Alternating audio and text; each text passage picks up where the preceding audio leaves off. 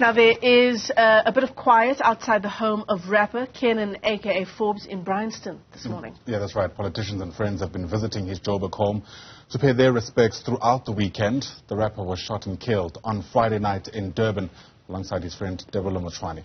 Newzroom Afrika's Tumaole Mohlaoli is in Bryanston for us, and he joins us now live. And Tumaole, I imagine we're expecting much of the same this morning, more people coming to pay their tributes.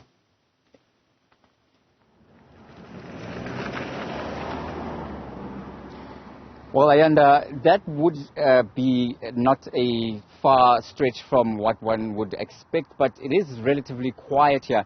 I suppose that would be because I think the focus in terms of the morning and outpouring of emotion is still very much there in Durban or KwaZulu-Natal, where the late rapper was gunned down so mercilessly. Outside his home here in Bryanston in northern Johannesburg, things have been very quiet throughout the morning.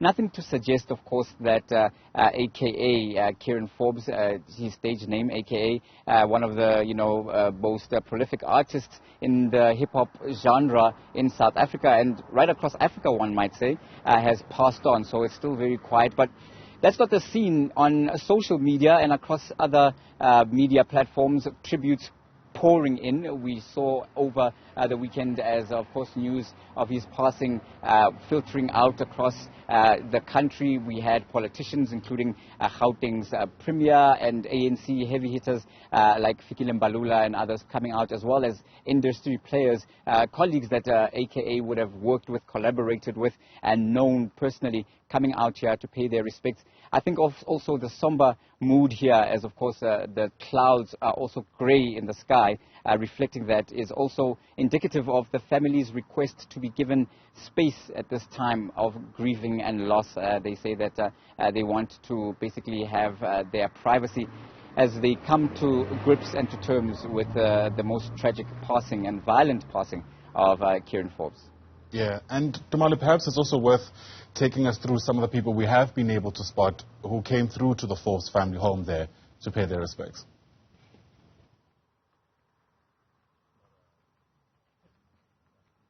Well, at this time, there's just been very, very quiet. But over the weekend, as I've mentioned, there have been some of the collaborators that AKA has worked with in the industry. And, of course, the political heavyweights, as you could imagine, that would also include the Premier of the Gauteng province, Panyaza Lesufi there. We also had spotted, of course, Fikile Mbalula, the Secretary General of the ANC, coming through to pay his respects. And, of course, artists that AKA has worked with over the years. This would include artists like Dalez, someone that he has worked with quite closely over the years, and also musical producers. So certainly that can be expected as someone who has made quite some moves in the industry and really flown the South African flag quite high.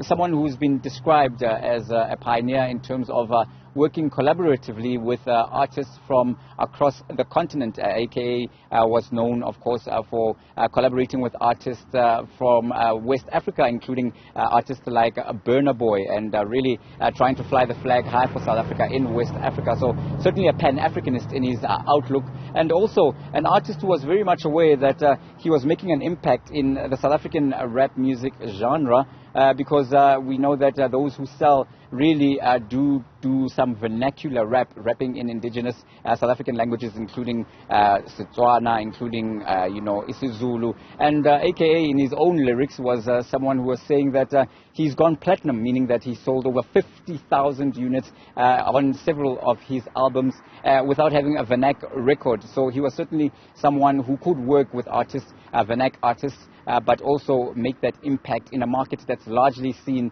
to be snubbing many of the English sort of, language rappers. But someone who was a pioneer in that regard, but also someone who was a pioneer in grooming young and upcoming artists. We know that artists who have now made their mark in the industry, including one Nasty C, credits AKA as giving him a break and featuring him when he was still a breakout artist. So, this is something of a legacy that will be remembered for AKA, even though his career, generally speaking, has a quite a short lifespan. We're looking at only 3 studio albums, but he had quite a healthy work ethic at that. 23 music videos, 1 EP, and so far 42 singles. So someone who had quite a heavy output, but also someone who was known for his, string of beauties, bevy of beauties that he dated throughout his career and his life. Of course, that would include Bonang Mateba, as well as DJ Zinhle, with whom they share a daughter.